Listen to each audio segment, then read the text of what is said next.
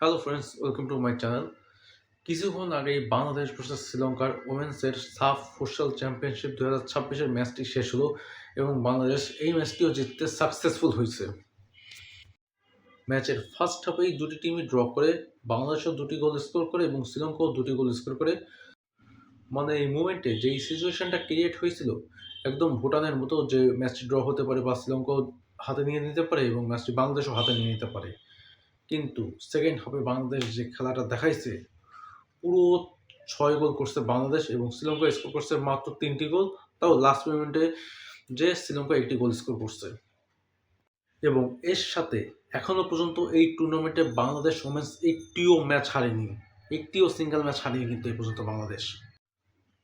Next match Bangladesh ওমেন্সের পাকিস্তানের এগেনস্টে জিতার সাথে সাথেই আমরা চ্যাম্পিয়ন হয়ে যাব। অলরেডি হয়তো আমরা চ্যাম্পিয়ন হয়ে গেছি, কিন্তু তাও লাস্ট ম্যাচ পয়েন্ট টেবিলের একটু বিষয় আছে। এখন পয়েন্ট টেবিলটা আমি এখন পর্যন্ত দেখিনি, এখনও কয়েকটা খেলা বাকি আছে। কিন্তু যতদূর আমি জানি চ্যাম্পিয়ন বাংলাদেশই হবে, এটুকু অলমোস্ট কনফার্ম হয়ে গেছে।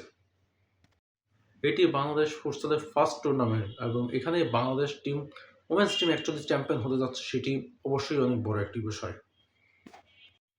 সো পাকিস্তানের এগেনস্টে ম্যাচের জন্য শুভকামনা থাকবে এবং চ্যাম্পিয়নের যে ট্রফিটা সেটা অবশ্যই বাংলাদেশে আসবে, এর জন্য আমরা বসে আছি। সো গাইস, আজকের ভিডিওটা এই পর্যন্তই। Thank you so much for watching. ভিডিওটা ভালো লাগলে অবশ্যই একটি লাইক করে দেবেন এবং চ্যানেলটিকে সাবস্ক্রাইব করে দেবেন।